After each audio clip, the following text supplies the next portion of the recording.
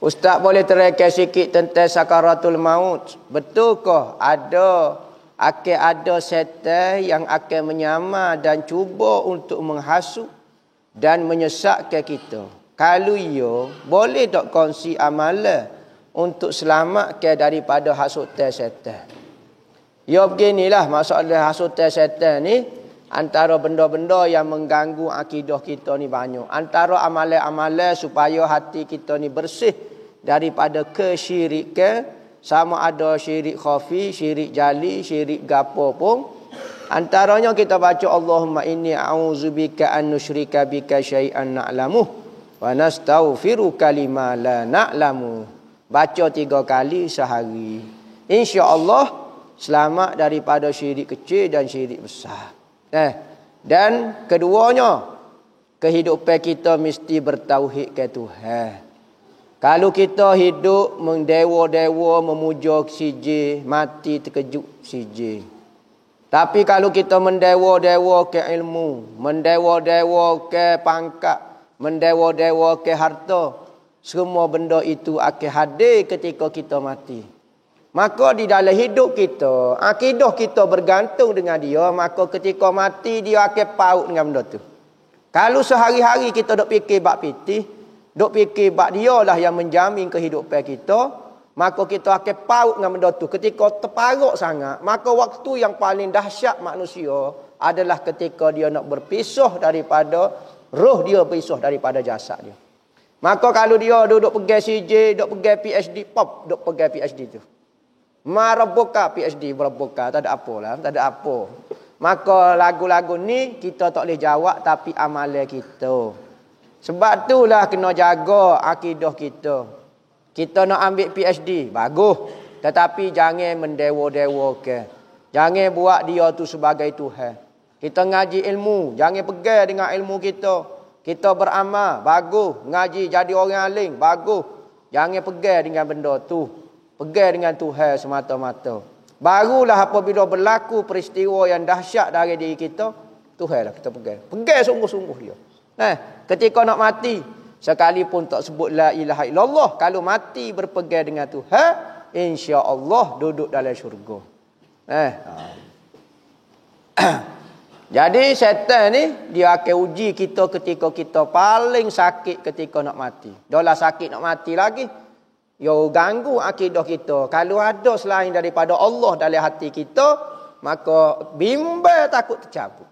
Antara amalannya seperti yang mau sebut saat ni, Allahumma inna na'udzubika an nusyrika bika syai'an na'lamuh wa nastaghfiruka lima la na'lamuh. Ya Allah, aku berlindung daripada nak mensyirikkan kamu.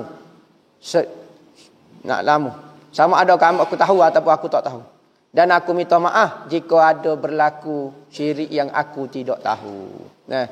Sebut waktu 3 kali. Dan amalkan baca kuliah ayyuhal kafirun. Tu ayat tauhid dipanggil. Ayat tauhid kemah. Tak sewi ganggu akidah, baca kuliah. Ku Allah tu surah ikhlas. Surah kita menunjukkan keikhlasan kita dengan Tuhan. Maka sebelum nak kecek bab ikhlas, kena kecek bab tauhid. Kemahkan dulu dengan Tuhan, baru ikhlaskan dengan Tuhan. Kuliah tu banyak, baru kul huwallah. Semaya sunat kuliah rakaat pertama, kul huwallah rakaat kedua. Baca kuliah dulu. Lakum dinukum waliyadin. Bagimu agama kepercayaanmu, bagi aku kepercayaan aku. Ni biar kemah king lagu tu. Insya-Allah. Hak Tuhan, kerja Tuhan nak cabut lagu mana wallahu a'lam lah. Tetapi tu usaha sebagai seorang hamba, nak bertemu dengan Tuhan dia dengan tidak bawa apa-apa kecuali bawa Tuhan dia juga. Lagu tu. Ustaz tolong jelaskan maksud kasyaf. Kasyaf ni dalam bahasa Arab dipanggil lapu picik. Kasyafah, lapu picik. Kasyafah, wen kasyafah, kasyaf ni. Bapa? Kerana apabila kita tekan lapu picik dalam gelap nampak kau itu sengih. Dia menjelaskan benda hak sama, kasyaf. Yakni keterbukaan benda yang sama bagi orang lain jelas bagi dia. Maka kasyaf-kasyaf ni keterbukaan mata hati ini terbahagi kepada 2. Pertama kasyaf hissi, kedua kasyaf maknawi. Kasyah yang baik untuk hamba Tuhan adalah kasyah maknawi. Kasyah hissi mengganggu pula kita. Apa maksud kasyah hissi? Kita nampak orang duduk dalam rumah dia, buat gapo. Kita nampak air orang duduk sini. Kita nampak orang ni gini. Kita nampak orang ni. Maka kasyah. Ya, kasyah. Kadang-kadang tu hewi karamah kepada seseorang, boleh nampak air orang. Kasyah. Maka kasyah ni wali sangat takut dan bimbang kerana tak usah tahu air orang. Bahkan dia boleh mengganggu hati kita dengan Tuhan pula. Allah aku tahu dah pula air kawan dia. Sudah. Jadi ganggu dia. Dia tak usah tahu air orang. Maka hak tu dipanggil kasyah hissi, tak menambah kita dengan Tuhan. Tapi bahasa orang jenis gila ke kasyah, nak kasyah ni. Nak itai orang, nak itai kelemahan orang, nak itai hak ni orang dok gila ni kasyah hissi. Kedua dipanggil kasyah maknawi. Hak ni lah wali nak. Iaitu apa? Keterbukaan mata hati melihat aib diri sendiri. Allah aku ni tak sabar lagi rupanya. Aku ni tak tawakal lagi. Kita pun usaha diri kita. Kau naik dengan Tuhan. Kasyah maknawi ni menambah kedudukan dengan kita dengan Tuhan. Kita nampak aib diri kita, maka kita kau tambah. Tapi nampak diri orang, aib diri orang maksud tambah. Tak tambah, bahkan jadi kau jatuh ada kita. Kau rasa bersih kau. Ini kasyah maknawi. Ni lah kasyah yang diminta oleh wali-wali. Katanya Habib siapa dia? Habib Hasan Al-Bahar Al-Jufri. Dia kata, amba tak se al-ain wal kusur. Amba tak se bidadari dan mahligai. Walakin uridu kashfas sutur. Akan tetapi aku nak terbukanya hijab aku dengan Tuhan. Dengan makhluk ikut dia lah. Nak jadi gapo dia. Amba bukan kerja amba nak mentadbir makhluk ni. Tapi amba tugas sebagai hamba. Lagu mana hamba dengan Tuhan. Lemah gapo dia. Hak tu hamba nak beki. Katanya Jalaluddin Ar-Rumi, aku dulu jadi orang bijak, aku ingin merubah manusia. Tetapi selepas aku menjadi bijaksana, maka aku merubah diriku. Aku rasa aku bijak nak rubah manusia. Ya, itu pandangan yang bijak. Tetapi orang yang bijaksana, orang yang nak rubah diri dia. Tu kasyah maknawi, kasyah hissi. Maafkan saya ingin bertanya apa tujuan ijazah amalan. Yang amalan itu datang waris daripada hadis Nabi SAW. Sebab saya pernah dengar orang kata lah. Nabi sudah ijazah kepada kita amalan itu. Dan kita tak perlu beri ijazah dan tak perlu diberi ijazah. Dan sudah diberi ijazah ke Nabi. Okey. Mana ada Nabi kata ajastukum. Wak mari hadis kata Nabi kata ajastukum fi libasil imamah. Aku ijazah kepada kamu dalam memakai pakaian imamah. Mana? Kata Nabi ijazah ke dah? Nak kecek ke mana dia? Apa kepentingan ijazah? Nak sebut tu ya perkataan tu. Keizinan sudah diberi secara umum. Tetapi, okey, awak terima kau hadis ni? Ijazah sebenar perbahasan di dalam ilmu hadis. Ni apa hadis dia ribu ini? Bukan siap supi ni. Ijazah ni, okey saya terima hadis musalsal ni perbahasan ilmu hadis ni, bukan ilmu tasawuf ni. Ijazah gini terima musalsal siapa kita. Ijazah salah. Demo salah dengan siapa dia? Tok guru hamba. Tok guru demo salah dengan siapa dia? Ilmu apa dia ni? Bab ni. Bab isnad, bab apa ni? Ilmu hadis. Maka ijazah ni ilmu hadis lah keceknya. Kalau tasawuf, berat lagi ya bahas. Tasawuf dia tak pakai ijazah, tak pakai apa dah, mereka terbedah contohnya lah, hamba malah bahas lah. Tetapi ilmu ijazah ni ilmu hadis. Jadi kalau dia mau tahu si ijazah ni tak sedap mengaji hadis sebab ajas tukung ijazah terima. Maka peringkat tahammul ilmu ni ada 8 martabat. Martabat paling tinggi guru baca pada kita. Dia tak sebut ijazah pun sudah diterima dah. Sebagaimana Rasulullah ayat cerita kepada sahabat. Rasulullah perlu sebut ijazah? Tak perlu dah. Kedua, sahabat anak murid royak kepada guru. Dia baca. Anak tok guru dia dengar. Itu peringkat martabat kedua. Ketiga, ajastukum. Mengaji tak ngaku? Tak mengaji ngaku. Lepas tu, menurut aku mana ilmu ni? Ajastukum. Baru layak kamu mendakwa saya ada ilmu ni. Tapi kalau kamu tak dapat ijazah, syarat tahammul ilmi dipanggil. Nak pikul satu-satu ilmu, mesti kena ijazah. Izin orang. Okey, Bukhari dia mau ambil kat siapa dia? Pernah ngaji Bukhari? Tak. Bukhari aja baca ke demo. Dak aja Bukhari mati lama malu. Demo aja baca kau Bukhari. Dengan Bukhari. Kita dia dak aja baca. Patut mai mana dah? Demo duk riwayat dak apa dia? Salah takut cetak ke betul. Demo tahu mana ada ijazah kau pencetak tu. Ni perbahasa ilmu hadis. Kalau kamu demo tolak ijazah, romboklah sikit ilmu hadis tu. Ambo tak ada masalah kalau demo nak rombok mungkin kerja ambo. Ni dak kata ijazah Nabi wi ijazah tu. Apa dak wi ijazah kau tu ni? Itulah asalnya benda ini wujud dalam berbahasa ilmu mustalah hadis.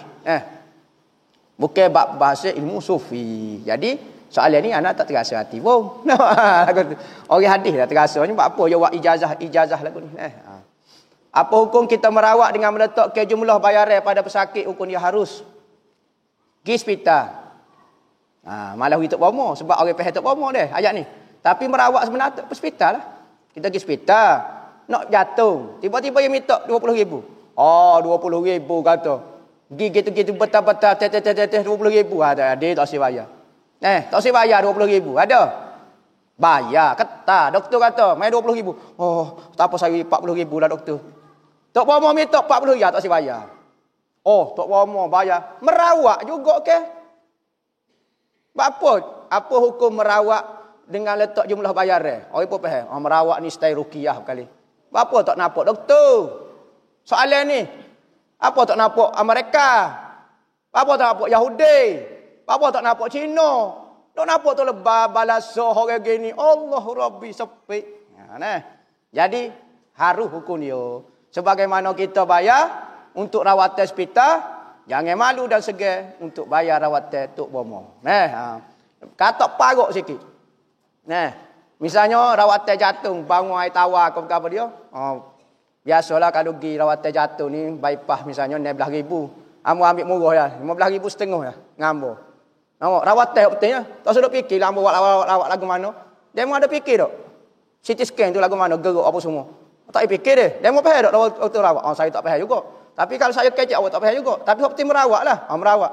Yakin tak dengan doktor? Tak yakin juga. Dengan saya pun tak yakin juga. Bapa awak sanggup 16,000 dengan dia, dengan saya tak sanggup 16,000. Saya ditipu oleh Yahudi. Ya, tu betul jawapan dia. Ngaku selalulah. Boleh duk menipu ni. Yakin tu saya ditipu oleh Yahudi mudah. Kena mikir sikit kita orang Malaysia biar terbuka sikit akal. Jangan penjajah mari duk jajah akal kita sampai jadi terlalu bodoh sampai perikat lagu tu. Terbuka sikit. Biar nampak pok dia pula. Kalau pok dia, air Nescafe pun 14 riyal. Kita air tawar penuh mulut dia baca. 3.5.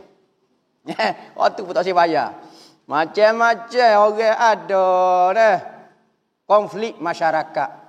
Konflik ni. Akal dan iman penuh. Direnjuk, dirampah oleh orang kafir nak memunahkan akidah kita orang Islam sini. Di Nusantara secara khususnya membodohkan ilmu orang-orang lama, mengkata bijak ilmu orang tak tahu alik ilik jatuh. Tak yakin pun supo ya hasil dia. Doktor, saya tak boleh kecek lah bab kesembuhan. Tak boleh juga. Patut tu pamo tak boleh kecek juga bab kesembuhan. Bab apa? Sebab ngaji mahal. Nanti yang pun buat khusus bomo 14 juta bayar. Biar nampak standard sikit. Naik jet kongkok, pau nampak gom mahal. Begitu. Kita nak tolong masyarakat, masyarakat kata kita pula jadi masalah. Orang Melayu kita nak tolong bangsa dia sendiri. Tapi ilmu orang Melayu kita dikatakan bodoh kerana tak standard.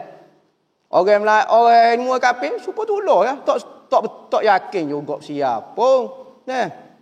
Kadang-kadang mudarat bayar supaya tolong. Apa nampak standard? Standard macam-macam budak. Ustaz atas kapek masjid ada bulu kucing. Boleh kau kalau kita ambil sejadah lapis atas pas maya? Boleh?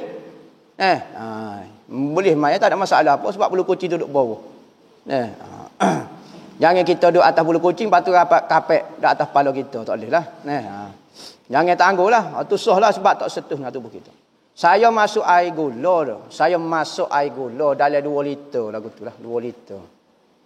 Tinggal sebentar lah sak ni. Bukan sak orang main judi tu ke lah. Ambil sak tu. Sak. Orang zaman dulu ke. Sekolah dewasa. Cikgu dia tulis UE. Pak cik, huruf ke apa? Kita tahu. Sa. Bukan sa ni. Ya biasa. Berat kalau malu kau orang. Nampak sangat kaki jodi Pak cik tu. Tinggal sa. Tinggal sebentar lah. Mai balik habis semua. Jadi perlukah saya buai air tersebut atau boleh tapis dan minum macam biasa standard KL? Apa hukum minum air bersemut? Gini. Dalam mazhab kita ada berapa masalah dalam 6 masalah silap. Dalam mahali ada sebut Kanzul Gharibin ada sebut masalah sumuk mapuh. Sumuk mapuh ni sumuk hidup masuk dalam air mapuh. Sumuk masuk dalam air jadi hidup. Sumuk mapuh masuk dalam air mapuh. Sumuk hidup masuk dalam air hidup lagi. Sumuk hidup tengah-tengah mapuh pas hidup semula masuk. Sumuk mapuh tengah-tengah hidup lepas tu mapuh pula. Lagu mana hukum dia? Ada berapa masalah? Secara umumnya boleh kata masih boleh diminum. Cuma tapis lah, tapis. Tetapi tak molek lah. Gitu saja ulama kata. Bersih umum tamaknya secara umum. Cari dirilah masalah tu tengok dalam Quliyubi wa Umairah. Ustaz apa nak buat kalau solat Jumaat tu imam terbuat 1 rakaat? Allah tu imam ni sudah nyanyo tu imam musim PKP terlalu mikir masalah umat. Maka sembahyang Jumaat 1 rakaat. Tak sah. Tengok. Sekadar mana kita ingat. Lepas 1 rakaat tu tak ingat. Kita ingat lalu boleh sambung. Tapi lepas pada 1 rakaat seminggu akan datang baru musyawarah. Tu imam minggu lepas tak boleh sambung dah. Jadi batal Jumaat lepas kena maya zuhur lah. Qada maya zuhur. Tak jadi Jumaat tu dah. Boleh kalau kita pergi majlis pengembubian agama lain yang ada ritual keagamaan. Terima kasih. Ritual agama kalau benda itu mensyirikkan. Sembah Kristian, doa-doa dia, puja kepada Tuhan dia, apa dia, bakar api, apa dia ikutlah. Maka benda-benda itu maksiat di hadapan kita. Haram kita duduk satu tempat yang berlaku maksiat yang kita tak boleh nak tegur. Kan tempat kan tak tegur. Moga pengembubian dia jangan gitu. Acu tak imam kata jangan tak imam tak baik dosa. Patah aku nak tu. Nampak? Acu nak pakai jangan tak boleh pakai kena kamu kena semaya. Mana boleh kita tak boleh nak tegur. Maka pergi tengok maksiat dengan kita tak boleh tegur, harde kepada tempat lagu tu haram. Lainlah kalau semata-mata kita pergi ziarah saing kita hok non muslim kau gapo, kita royaklah. Mudah-mudahan gapo dah Allah Taala mudah-mudahan ikutlah. Mudah-mudahan awak dapat bersabar, mudah-mudahan ikutlah dapat balasan lain kau dapat gambar ganjaran lain bersabar insya-Allah awak boleh nikah pula ya gitu penting menggembirakan takziah ni maknanya menggembirakan orang yang tengah sedih ya kan tengok panggil Allah menyebabkan gembira al-musab orang yang diberi musibah ikutlah dengan ucapan kau dengan doa kau gapo dia tu dipanggil takziah boleh kita pada kafir boleh. Tapi jangan dalam majlis keagamaan dia lah. Kalau pergi rumah dia, ziarah dia, tak ada masalah. Lepas tu dia mandi, apa dia ikut agama dia, mandi ikut dia, tak ada masalah. Jangan ada istilah sembah, ada gapo itu. Jika kita nampak orang buat sesuatu buruk, jahat lah. Lepas tu kita beletar, sorang diri. Sudah, tekan kau ni.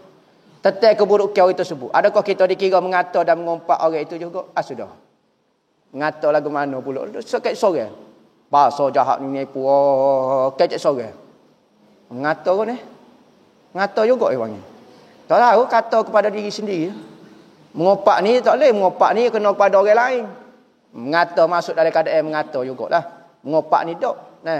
Cuma tak ada pedah kita kecek benda lagu tu. Kalau kita tak usah tegur, tak usah kecek diri kita sendiri. Ini tak betul kan. Hamba kita ada kecek sorang.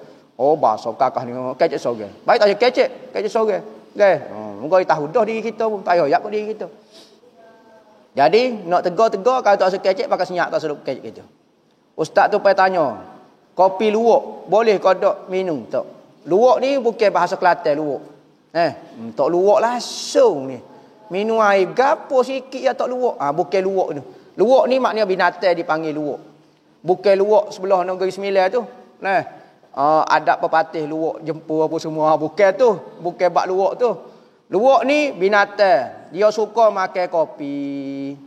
Antara kopi terbaik di dunia adalah kopi yang dipilih oleh binatang nama luwak. Dia akan pilih kopi yang terbaik saja yang makan. Maka bila dia makan, dia akan qada hajat di tandas dia tu.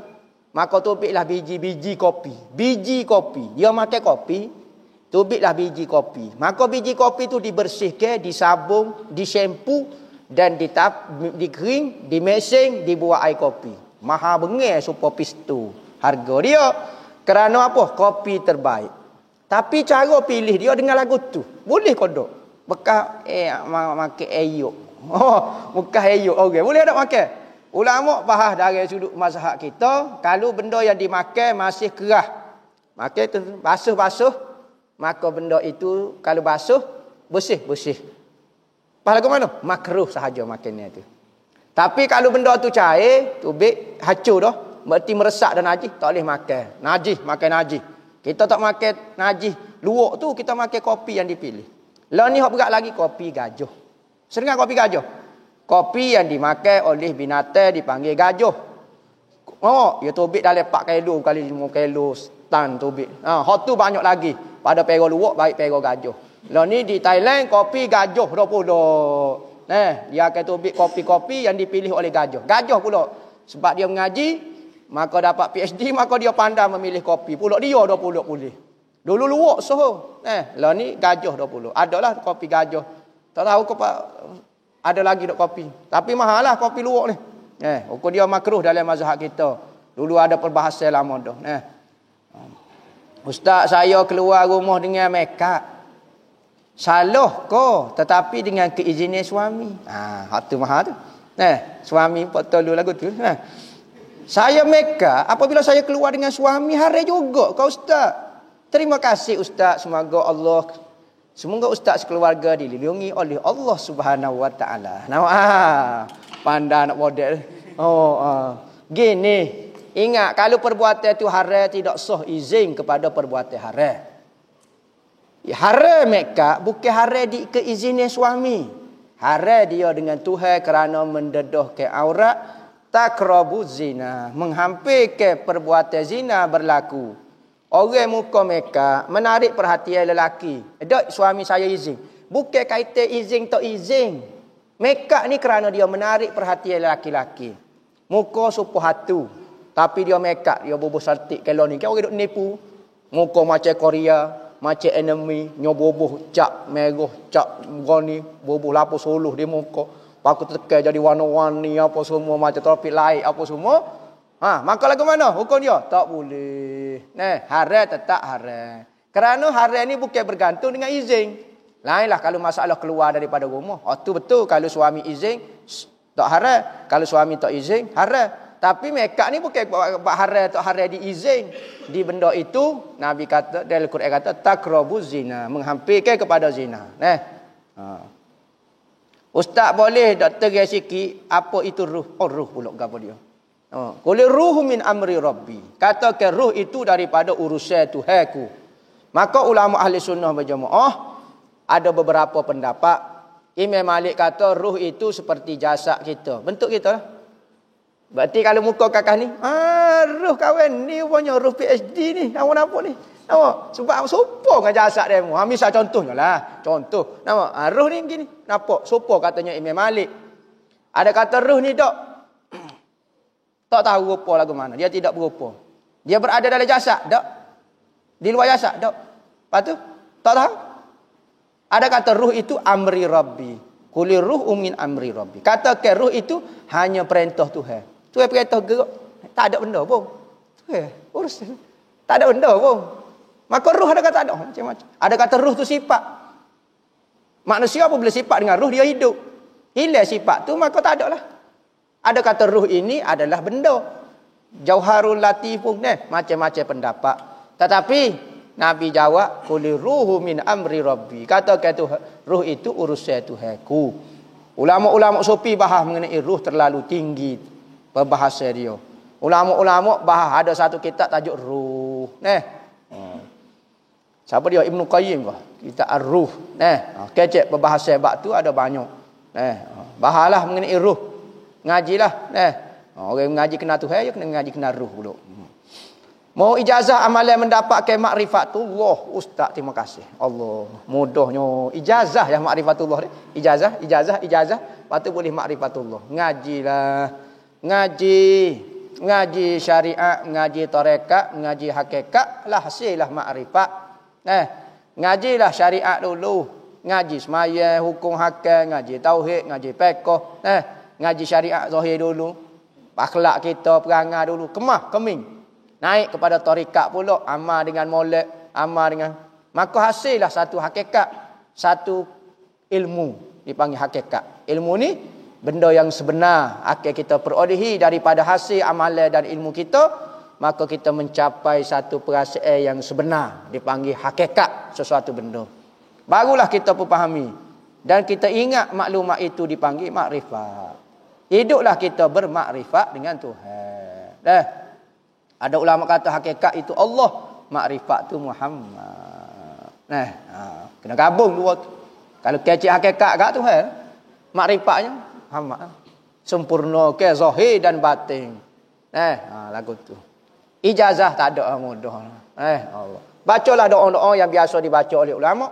Allahumma faqihhu fiddin wa 'allimhu ta'wil. Allahumma faqihni lah. Fiddin wa 'allimni ta'wil. Gitulah. Ikutlah bacalah doa ya Allah ya Tuhanku. Kerana mu letak aku di muka dunia ni, menjadikan aku berada di dunia ni untuk berkenalan denganmu, maka aku tidak boleh capai makrifat kecuali denganmu. Ya Allah, dengan kasih sayangmu, kerana aku wujud ini dengan kasih sayangmu. Kalau mu tak sayang kat aku tak boleh rasa Nescafe All dengan gapo sedap-sedap ni. Kerana kasih sayangmu, maka berilah dengan berkat kasih sayangmu untuk makrifat kepadamu. Ilahi anta maksudi wa ridhaka matlubi a'tini mahabbataka wa ma'rifatak. Berilah ma'rifatak wa mahabbatak. Beri kenal denganmu dan saya kepada kamu. Kerana makrifat dan saya tak cerah tanggah. Orang dah kenal saya selalu. Dan saya kenal tu. Tak ada istilah sama saya tapi tak kenal. Yang mau kenal tapi tak saya lah mana. Itu pening. Jadi makrifat tu lagu ni. Katanya guru, kalau benar cinta pasti tidak derita. Kalau benar kita cinta, tak ada benda derita atas muka dunia ni. Lah ni kita ada ayat cinta tapi tidak benar. Kalau benar cinta pasti tiada derita. Pasti. Sakit setara mana pasti tiada derita. Kalau benar lah. Kalau tak benar, waktu tak nak kata ke mana lah. Wallahu a'lam.